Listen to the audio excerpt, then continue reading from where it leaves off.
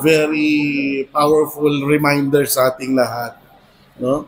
Na ang gawain ng isang tao nakadepende sa kanyang intensyon, no? Yung intensyon na kailangan ay lillahi ta'ala at ginagawa natin to for the sake of Allah. Yata kamangalbag ko na para kanulaw ta'ala. Ang ginagawa natin lahat ay para sa Allah.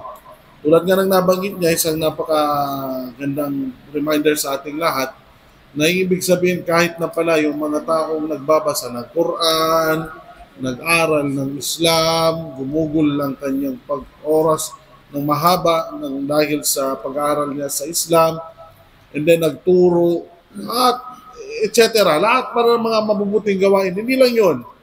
No? Ano pa yung nabanggit na kanina?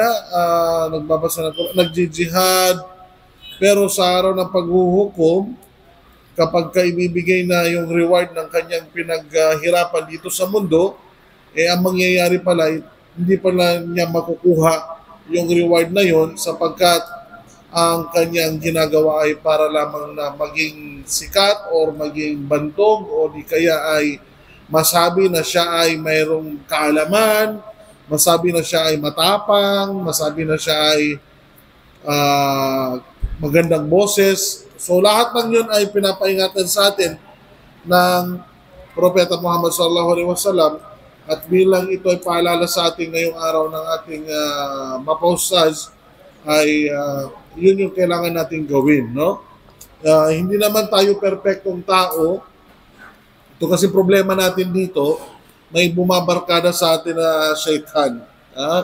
Ikhlas tagin sa kinaganat ta sa walay. Ang nandun yung ikhlas, ibig sabihin, pupunta ako sa klase, pupunta ako sa masjid, pupunta ako sa pag-aaral, magle-lecture ako, magaganito ako, lahat na.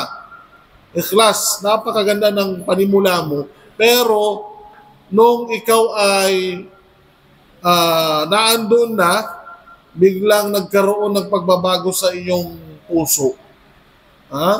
Biglang nagkaroon ng pagbabago na naisip mo na baka pwede akong magpakitang gilas sa araw na ito para masabi na magaling ako. So reminder, no? Pero hindi ibig sabihin na kapag nandun na sa puso natin yun, kasi nga, nawaswasan na tayo ni shaitan. Let's say, halimbawa, pumunta ka ng masjid, pag alis mo ng bahay mo, napaka-ikhlas ng iyong puso.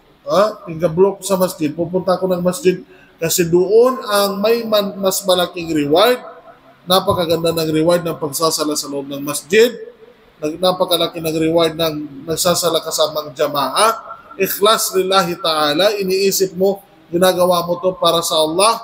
Pero nung dumating ka na, biglang nagbago dahil meron kang nakita, let's say nandun yung mga tropa mo, naisip mo kagad na, kailangan pag-igingan ko yung pagsasambayan ko, pagsasala ko, para masabi ng mga kaibigan ko na ako ay isang maganda yung pagsasambayan, pagsasala ko, pag-perform ko ng sala, para mabanggit na ako ay palaging nasa masjid, para mabanggit ng mga kasama ko na ako ay palaging masipag sa pagpunta sa masjid, na biglang nagbago. Biglang kanina, iniisip mo para sa Allah. Biglang nung dumating ka, para doon sa mga tropa.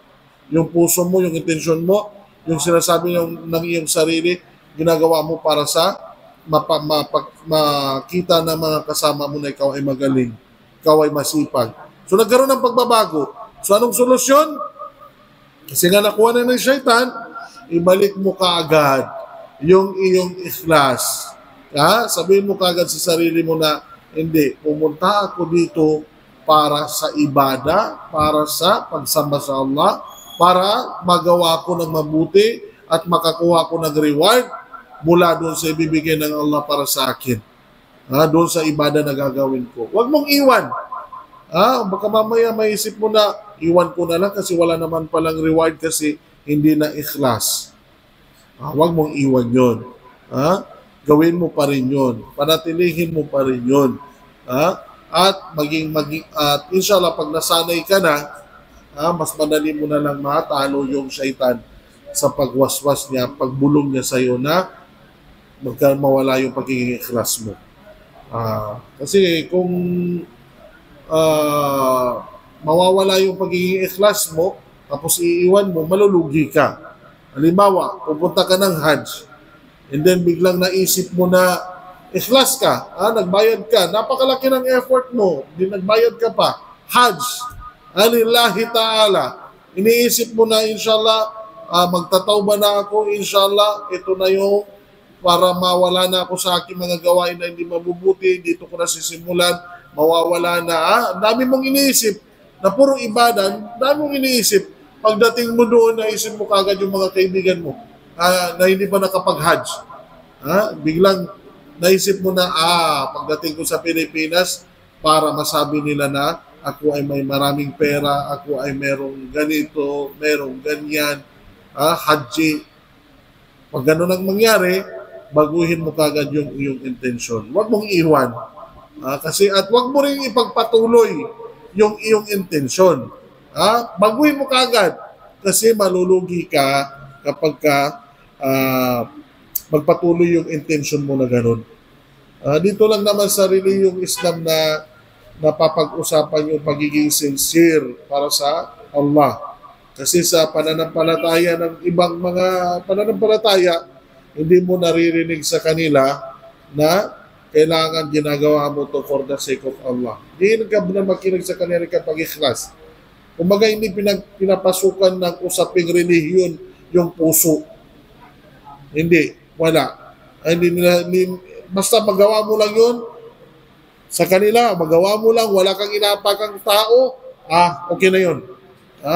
So yan ang mga ilan sa mga ginagawa ng mga kasama or ng mga ibang tao, no?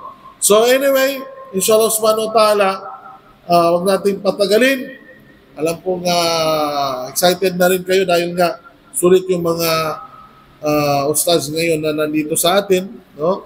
Yung batang-batang ustaz natin kanina, si Ustaz Suhail, at yung sumunod si ustaz na mapa natin na nagbigay sa atin ng wisdom, paalala doon sa ating mga ginagawa, no? At ibibigay ko na rin sa inyo yung isa sa mga sheikh natin at madalas din natin nakikita ngayon sa Facebook at may mga Islamic lecture din. Nandito na walang iba kundi si Sheikh Ali Bursal.